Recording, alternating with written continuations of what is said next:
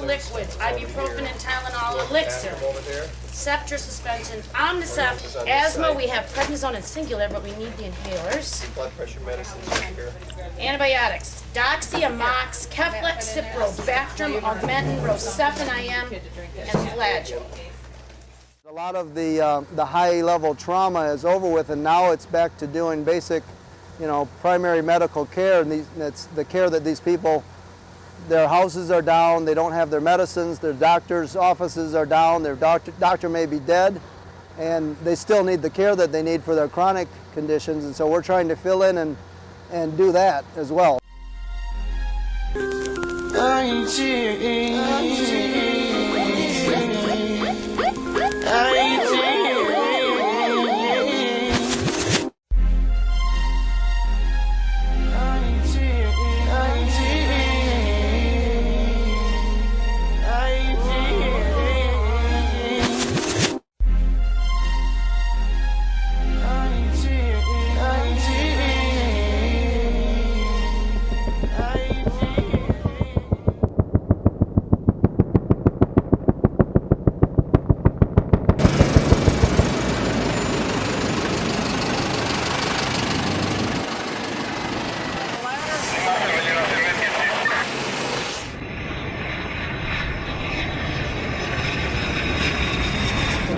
Got his name on it. Here's what's happening is they're trying to keep this place secure. They won't let us leave anything. These aren't for Mission Hospital they serve in. They came in on the Amway flight. Need Mary up with me, because we don't have a pharmacist up. What's happening now? Why? This is somebody else. We can load it down and drop it in your room up there. We need to get all that stuff off. All we're doing here is brand new people coming in, and as you can see, there's chaos out here on the runway, and we have to go out and get them, bring them back, and so now we're splitting them up into two clinics right away. They're going to hit the ground. Hey guys. So I'm going to see a Port-au-Prince that's going to look very different from what I've seen in the past. It's going to be emotionally difficult when we first get there. I think the drive through Port-au-Prince might actually be a little shocking.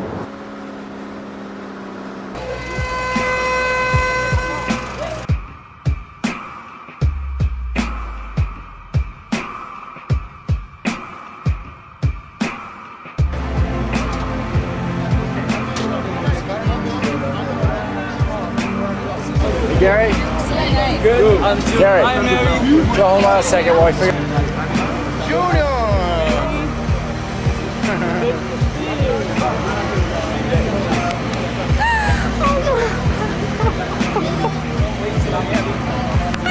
It took us too long to get here. I'm so sorry.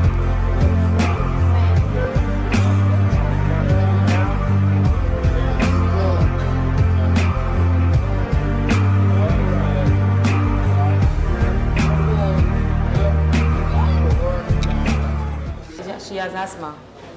And she fell when the earthquake happened. Probably hurts her a little bit. Let me see. I know. If she doesn't want to eat, it's because that little thing is there, but we can't cut it out. Till I ask her to point where she's hurting.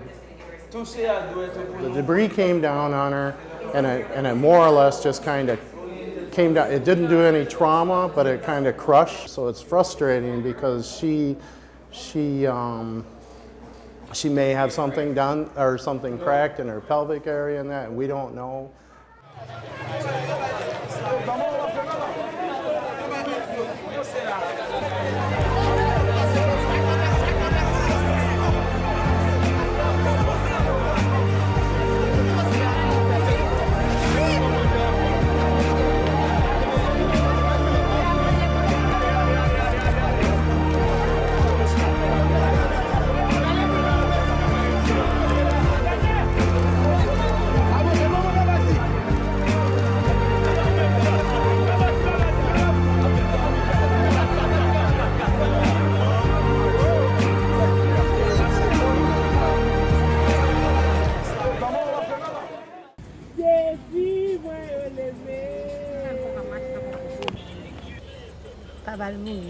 The father of the baby died when the earthquake happened. And how many kids does she have now? Combien petit tu gagnes? She has 2 kids already. Directions we go up the hill. Okay, to the left. Ah, yeah. Here we are. Bonsoir. Bonsoir.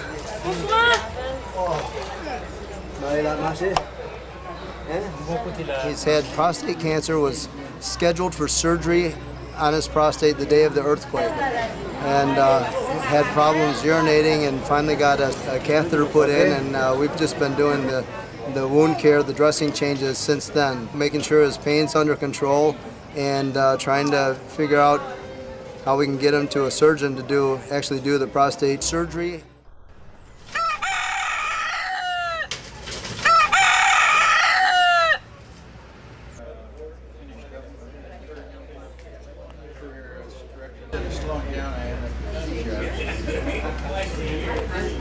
Public service announcement. If you find a patient that needs surgery, you know, our first stop is Ron. But if we need to take somebody somewhere, you really need to touch base with their families. You can't just scoop them up and take them away, because somebody's got to come and get them. And if you scoop them up from here, I'm imagining that our friends here will be the contact people.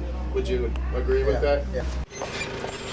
We're here today setting up a mobile clinic at the Church of the Holy Spirit, devastated by the earthquake. Very difficult getting here with the roads and the damage that we saw along the way. And they have a tent city just outside the walls here. Several amputees, wound dressing changes, etc. we're planning for today to be checked. So we're going to get at it. Okay. We're going to give her a shot of antibiotic.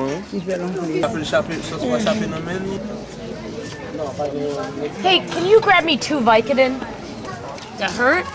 Is it hurting you? Est-ce qu'il faut mal? No.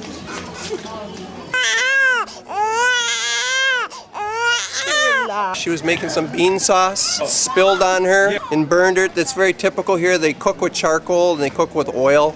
And the kids playing close to the fire. So the accidents like that happen. Either they run into it, it gets tipped over, it gets spilled on them, and a lot of these children end up with these very, very bad burns.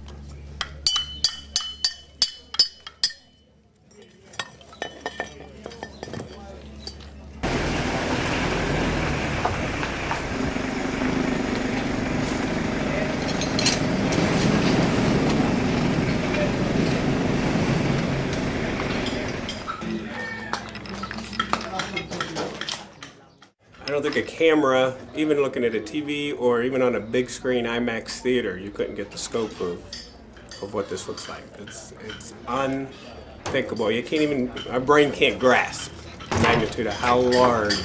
It's hell on earth. It's a war zone. I can't think anything less than that. That's symbolism, isn't it? Broken heart.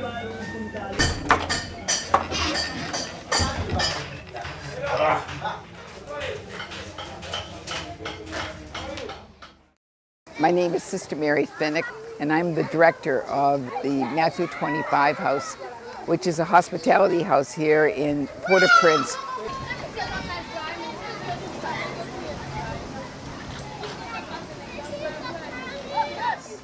Well, it certainly grew from a hospitality house into pretty much of a triage critical care unit, and we were then faced with the follow-up care. The lack of follow-up care has been and continues to be one of the most biggest medical problems.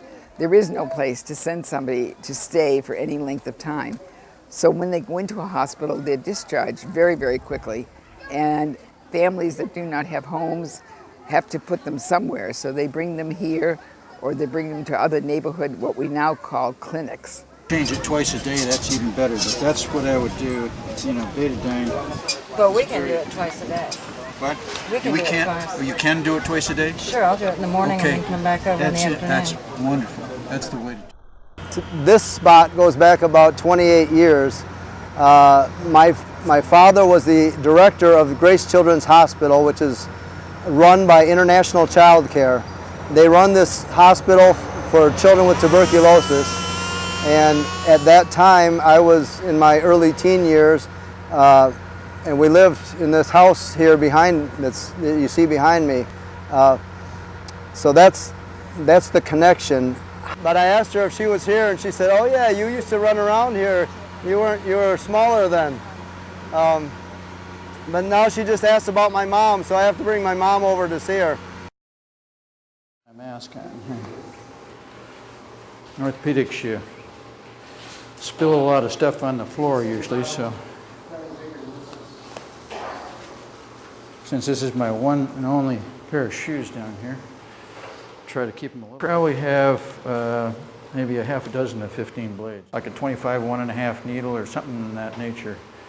So kind of a long needle. 99%. What we're going to do today is try to remove that, the bone that's sticking out, so he won't have a piece of bone sticking out of his leg.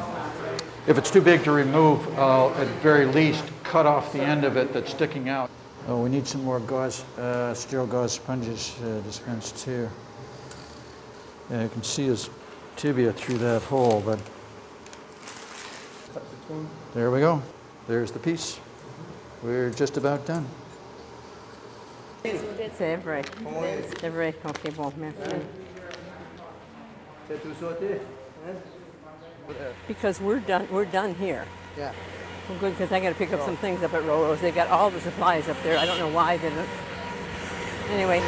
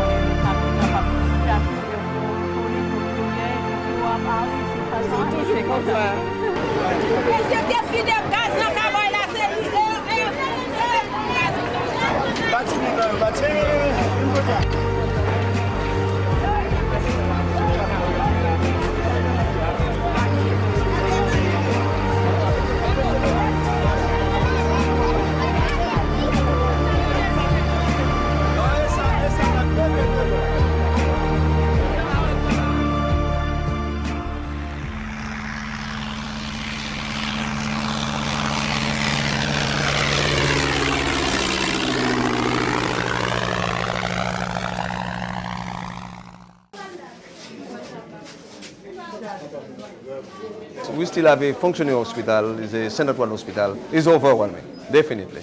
But we try to deal with the situation.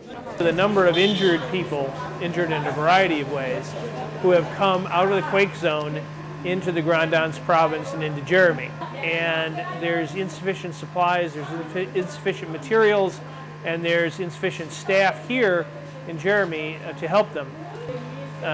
We have people who have fractures, we have people who have serious wounds, we have people with serious trauma here in the San Antoine Hospital. This is a baby who was born 1 month ago, and the mother died. The preacher from the neighborhood took the child. The child has been vomiting for 2 days. We are trying to put an IV for the baby. We think there might be some infection associated with the problem, with the dehydration.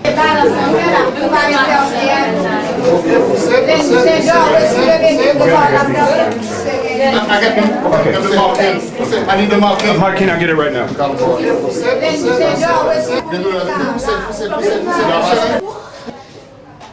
Hey, excuse-moi. Où c'est? All right, vous quantifiez.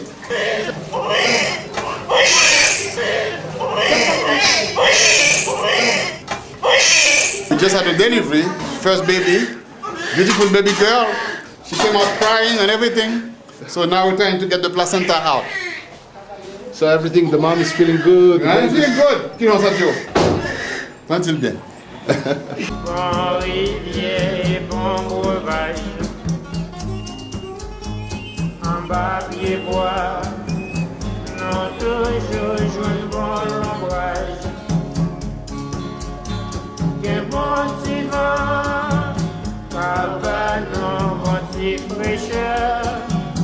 Allons bon pays, oh bon Dieu, c'est Haïti.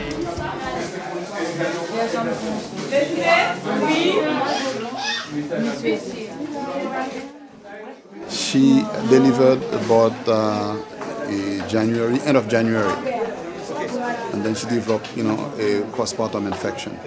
Right now she had peritonitis. We're trying to give her antibiotic. We need to do surgery for her. Her hemoglobin is 4. We need to give her blood. We need to do all those type of things before we could put her under the operating table. Other than that, she could either die here or die in the operating table. So those are the situations we're dealing with. Every single case is a problem. It's life and death.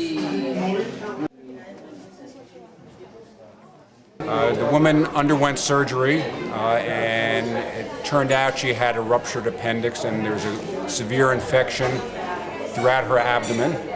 The infection was cleaned out, the appendix was removed.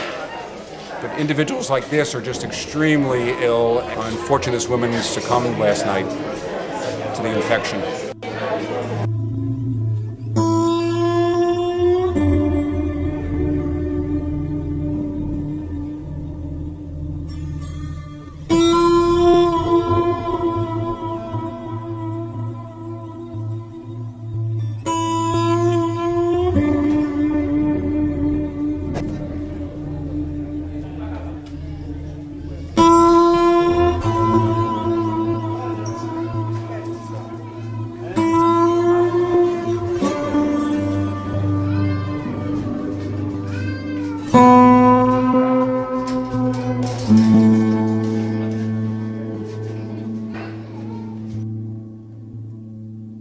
Livré formal, ok. Donc on va pas coucher sous dos, on coucher sous dos, puis on met où? On va capable. Donc on coucher sous côté alti. Ouais. She's a young girl, 4 years old, who was in Port-au-Prince when this earthquake happened. And what happened? Some rock fell on her head, and we don't know if probably I don't think he have a skull fracture, but he have a big laceration. Sorry, mommy. Ofer. Obrale. We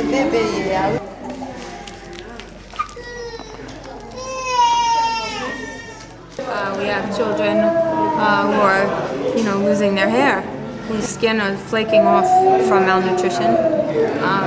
We have, patients, children who are dying from dehydration.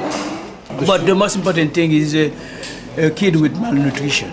Okay, that's what we are focused on. I'm looking for what we can find in the X-ray. Yeah, because there is a possible TB contact in the family. Did you do a TB test? No. Not yet. Not yet.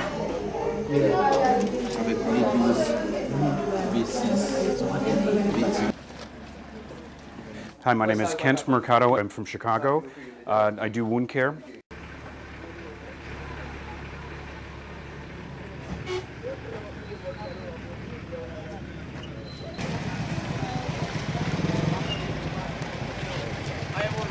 This is a crush injury where the whole top of the top of the skin was sloughed off, and it went all the way down to the bones, and you can see where it was all the way down to the bones here. This is Mademoiselle Lambert.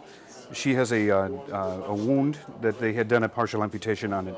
The area is still infected. We're going to clean it out again.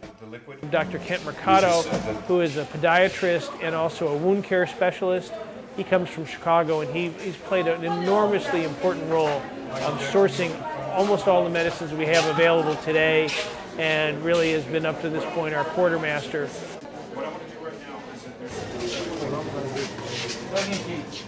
I think we can still help the people a lot. People have different approaches to injuries, but these injuries are very bad injuries, but they're healing. And now it's time to move the people around to get them feeling better. If he has a bad ankle sprain, it's been a month, he's probably better off with that air cast.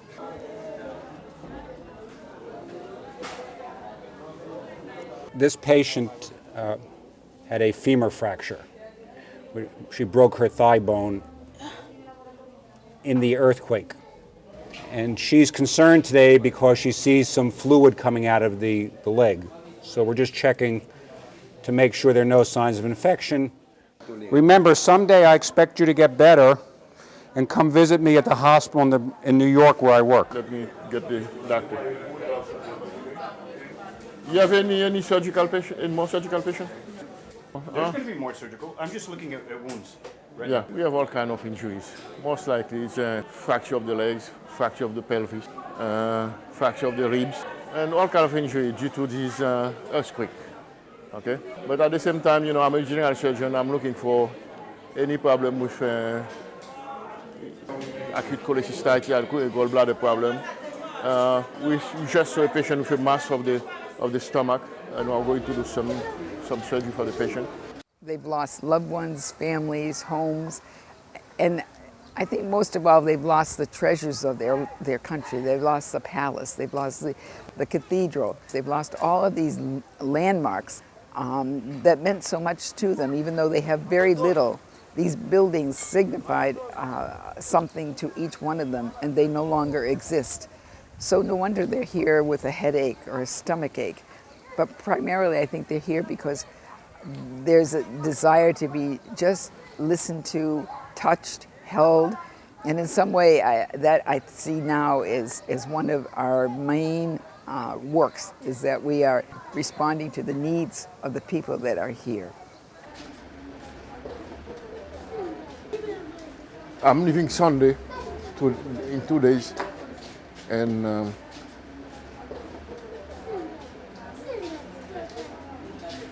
but I'm going to leave my heart here.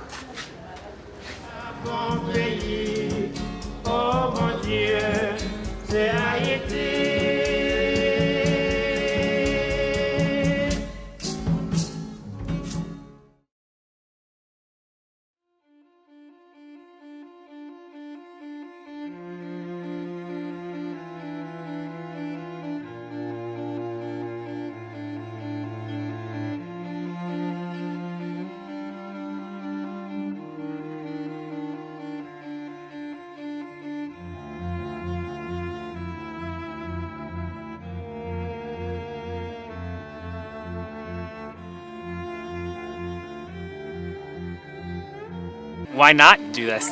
I guess that's the big question. People here need help just like everybody in the United States. A lot of the attention in Haiti is on Port-au-Prince. I mean, every human's a human, whether they're born in the US, whether they're born here, whether they're born in Israel, whether they're born in Africa. Everyone needs health care. Some people are just fortunate enough to be born into a situation where they can get it easily. People here just weren't born into that situation, especially up here in the mountains.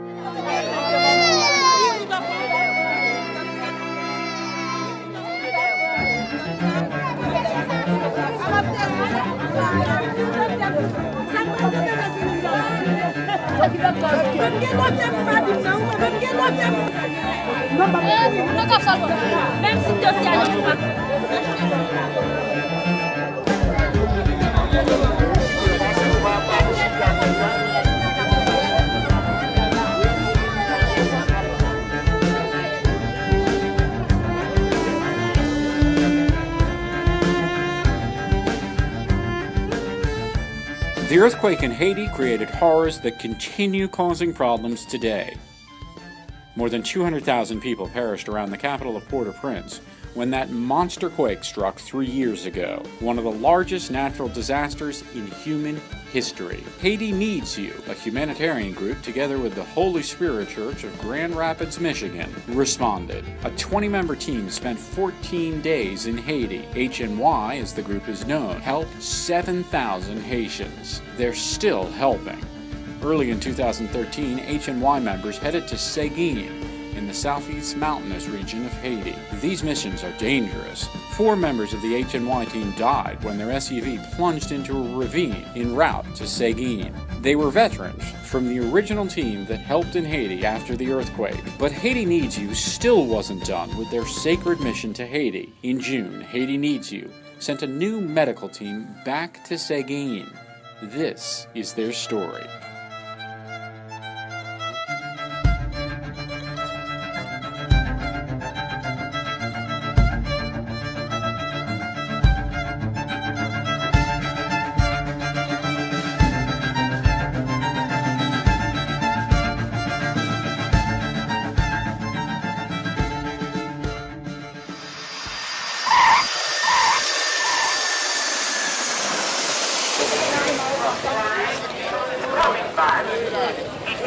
How are you?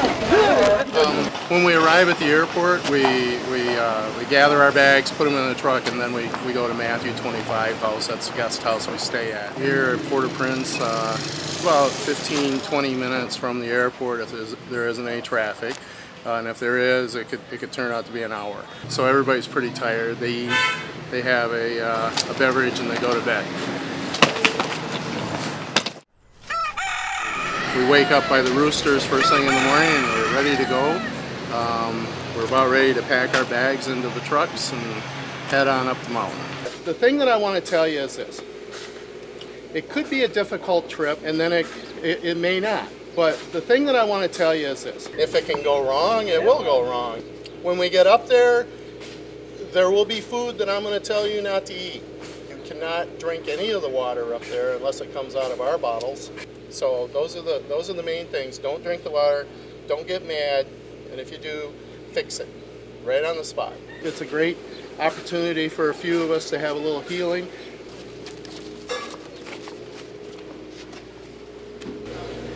Help this be a healing journey for all of us. And we all have a better outcome because of it. Amen. Amen. Amen. All right. So, let's go.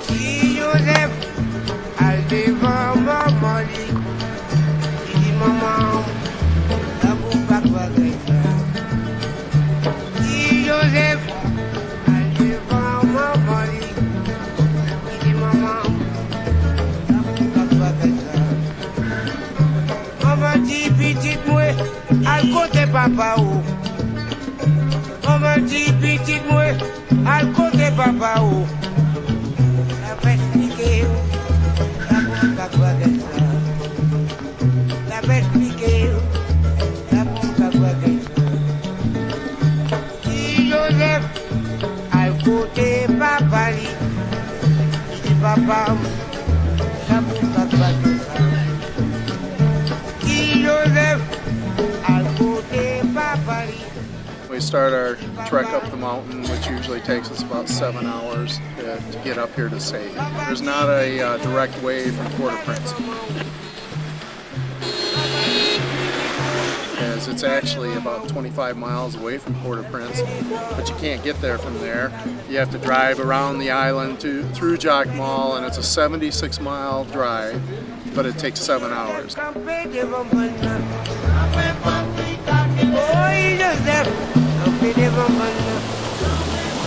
There's one stretch of it that is all 2 tracks, rocky roads going up. So that's what takes so long. When you're coming up the mountain to Sagan out of Jacmel, is you're climbing from sea level up to 6,700 feet. Some days you'll see a cloud coming towards you off from the ocean, and then all of a sudden you're in the cloud. It's high up. When it's 95 in Port-au-Prince, up here it's about 75.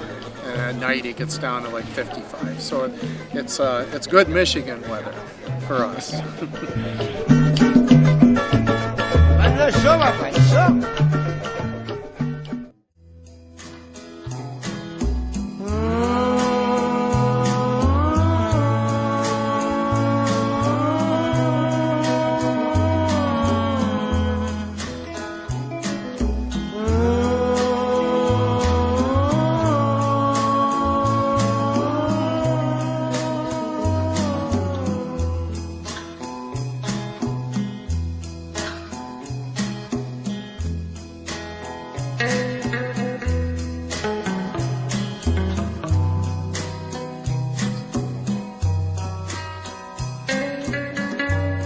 The area of Sagan is pretty much a farming community. It's mountainous, it's rocky, it's uphill everywhere you walk, and a lot of the farms are terraced on the side of mountains. They might have an acre, most of them have a quarter of an acre. They're gardening 3 plantings a year, anywhere from carrots, beets, to onions, corn, potatoes. And then but that's their livelihood. And they take a portion of that down to Port-au-Prince, sell it, buy new seed. The other part is used to trade up here in the market or to consume themselves It's very beautiful in June because all the crops are starting to come in, and then in the growing season it's just green and lush and beautiful.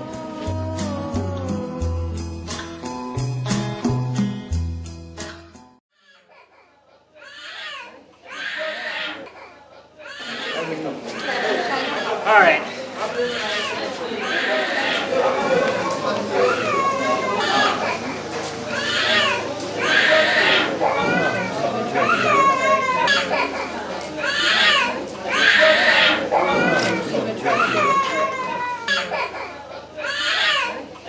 We have a set of twins, and one of the twins is nursing well and thriving, and the other twin won't nurse and is not doing well.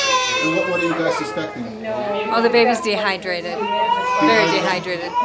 Likely malnutrition is playing a part because baby's not nursing.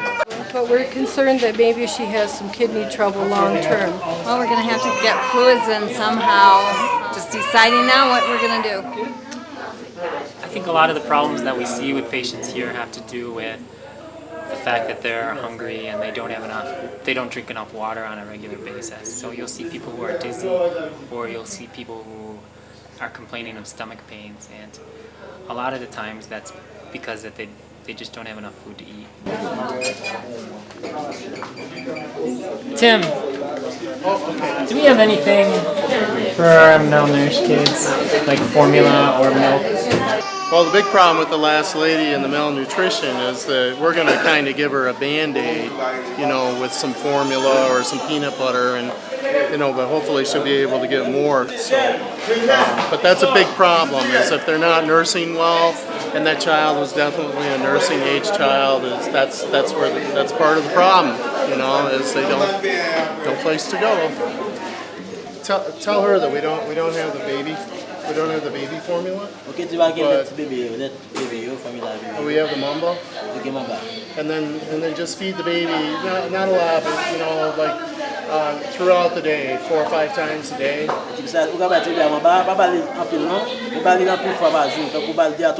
then there's lots of protein in this. And then when you run out of this, go get some more. It's just these people, they're like the most beautiful people in the world. They're so kind, and they deserve the best. They deserve to be like helped, and they love us when we come here, and just their love makes me want to be here. I am 16. This is my 4th medical missions when I was in 8th grade, and I just kept looking forward to be here, and it was so great. I just love the people, and it's always been a part of my life, like my whole life. I don't even know, there's no words for it. Pick up the meds for them. If there are any problems with the prescription or we can't read it, we go talk to the doctor, and we're just like the last check for the prescriptions before they get to the patients. They're just so happy when we arrive. Like when we drive in and they're all yelling, Tim, Tim, Tim. And I just want them to someday yell, Kelly, Kelly, Kelly. I just want to be able to help. I want to be able to help the people here. Here in Sagan, it's a hard living. It's difficult up here. They can't take the time off. It's a difficult choices these people have to make.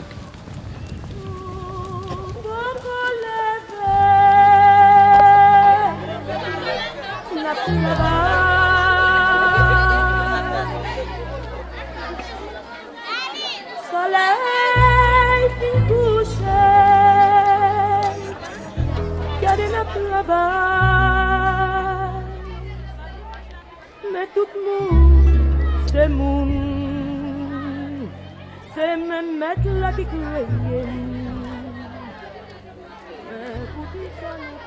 There was a young lady that was brought in by her extended family. She had to be carried here, and she's going to have to be carried home.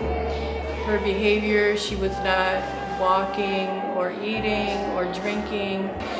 She's 22 years old. She had lived in Port-au-Prince and got pregnant there, and then she lost her baby, and she also lost the relationship with the baby's father. So she was alone, she was not thriving, and she was literally shunned by her community, and I think that is what contributed to her poor health. I think she has really severe postpartum depression, a lot of tender loving care, and some vitamins, and we're hoping that she gradually gets better so she can return to health and function within her community again.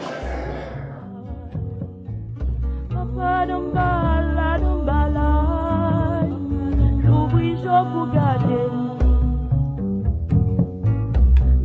dambala dambala, ukonen se iti tu papa. Papa dambala dambala, l'oubli jo pour garder.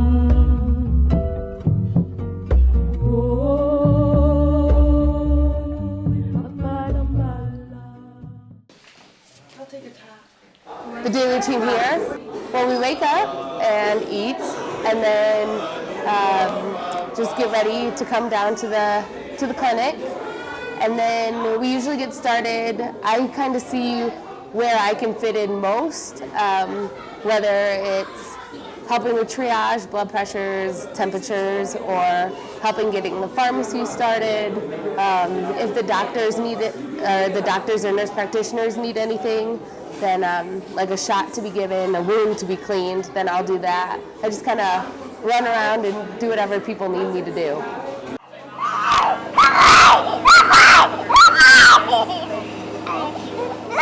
This is one of the main reasons I went into nursing, is I wanted to be able to do medical mission trips for long periods of time. So this is my first time, but you see somebody for 5 minutes here, but you've been able to change their life for the better, so that's cool.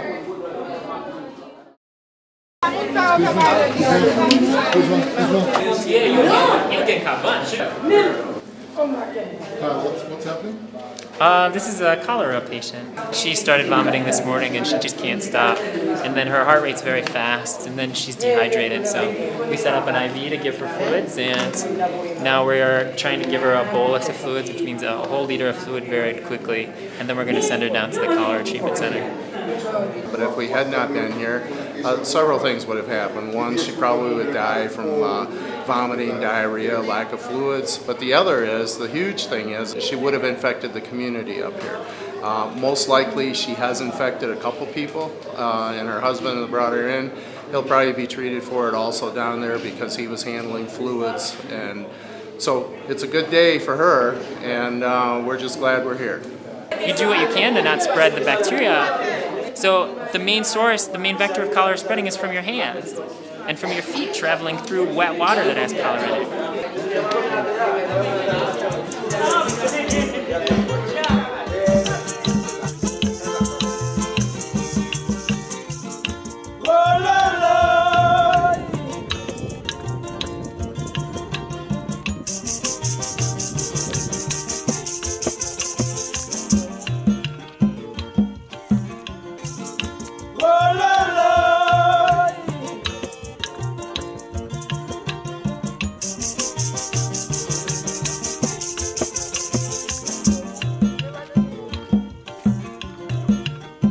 The realities that the people are facing here every day, it's difficult to farm. If hurricanes come in, they wipe out the crops. People are living from crop to crop. In the States we call it living from check to check, but here it's from crop to crop. And if the crops go out, then they may lose their farms, because if they have to have the seed for the next planting. Everything is going well when it rains, but when the storm comes, it washes everything away. When it happens, we don't have anything to do, so we just stay hungry. And the kids, they can't go to school or do anything. They have to work every single day. They can't take the time off because they know that they have to have that crop come in. It's a difficult choices these people have to make. You cannot live without doing something. You bring what you grow to the market just to stay busy. Early in the morning, I sometimes have coffee and bread if I have it.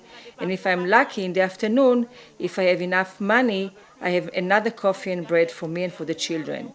And sometimes I don't sell anything and all we have is the coffee and bread in the morning. You feed the family, you go to the doctor. Do you work in the fields and lose the crop, or do you go to the doctor? And then if they say, okay, we go see the doctor, the nearest one is about 9-hour walk away. They can go to Port-au-Prince or they can go to Jock Mall. And then the other tough part of that choice is you have to have the money in order to go to the doctor, which they don't have. Sorry. Yes. Well, if somebody needs surgery, then we generally try to get them down to the hospital. And Port-au-Prince or Jock Mall. We try to give them some funds so that they can pay for the services. You pay for them? Yeah, most of the time. I'm Dr. Ralph Fredry. I'm from Port-au-Prince. It's my first time here in Seguin. They need more medical attention. I think they're supposed to have a clinic, but to have a better health for them. But they don't have.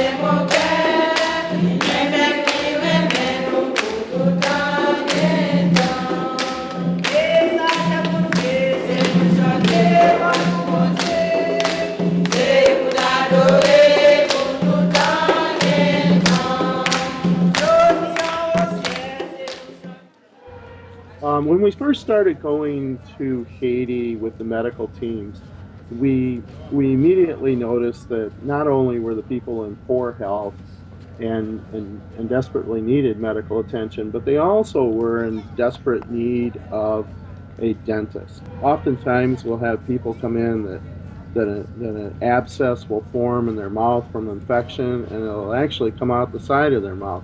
So we can treat that on the medical side with antibiotics, but we can also treat it in the dental clinic by relieving the pain by removing the tooth. When we walk down to the clinic in the morning, about 8 o'clock in the morning, there'll be 150 people waiting every day that we're there. The dental team that we have here, along with the medical team, is very important for a few reasons. One is that we're able to relieve a lot of the pain of people that just can't get to a dentist because of the affordability or the distance to travel. For now, I'm just numbing her because she has a wisdom tooth for 32, wisdom lower tooth to be pulled out. So just getting her prepared for that, and then in 5 minutes I will be able to extract the tooth. As you know, I already numbed her, so she shouldn't feel any pain. That is one of the rules. We have 2. That is one. So after that, she will only need antibiotics, and she will need to bite on some amount of gauze just to keep her from bleeding. The Haitian dentists are just so valuable and important to our mission. They're fast, but they're very gentle with the patients, and the people trust them. So it's important that we have this relationship and build it over the years, because someday we may not be going there, but they still will. I'm just hands off the courts. Oh, I'm actually cleaning. Yeah, I'm just saying. It doesn't matter whether it's a medical or dental mission. It needs a lot of support people to help operate these teams. And these support people are not doctors, not dentists. They could just be people that are coming from the States, that are school teachers or plumbers, or that just have a desire to go to Haiti and help. All right, ready for one? Ready? You ready? Yeah.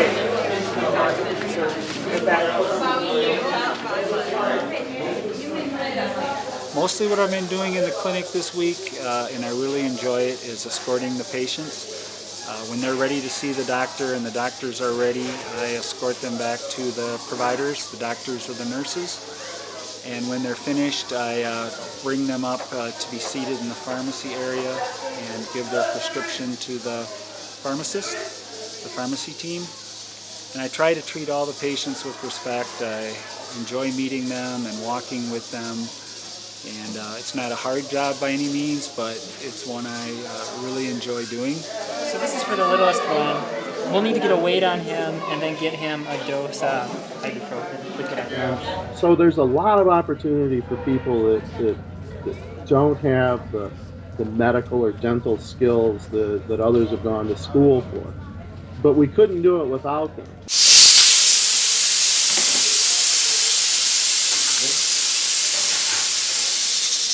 Generally try to help the doctors as much as possible so they can be working with the patient and not looking for an instrument or waiting. It takes a lot of support people in order to put on a clinic. You know, you have your security, you have your door people, you have your triage people. It's quite a process. It's 1 twice a day. Separate. Then I've been working mostly in triage.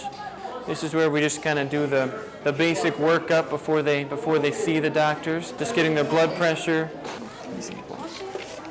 I handed the thermometer down there. I don't know. Okay, good. Basically in triage, you're just kind of getting them prepped before they see the doctor.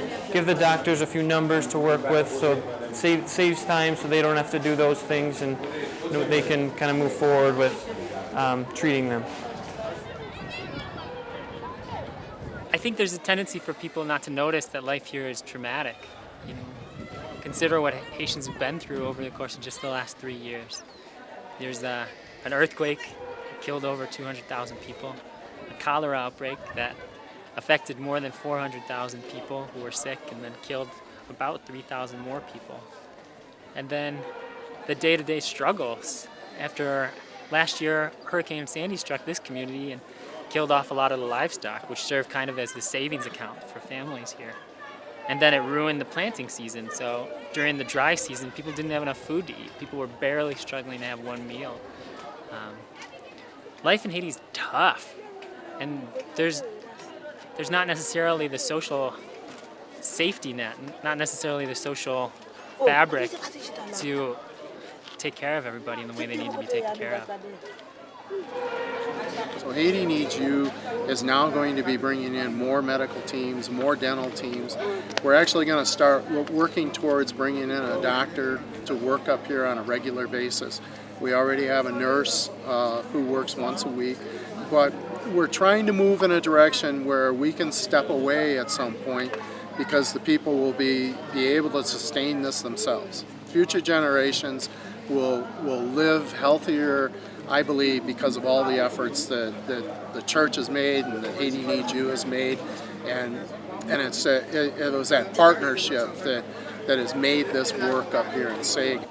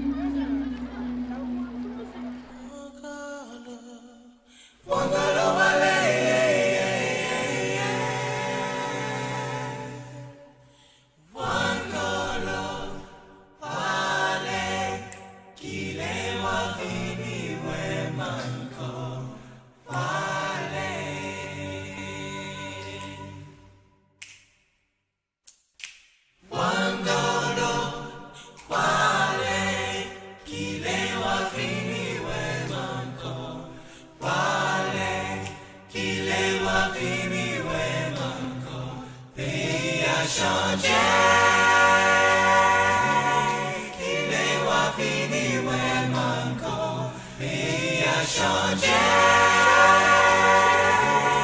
qu'il est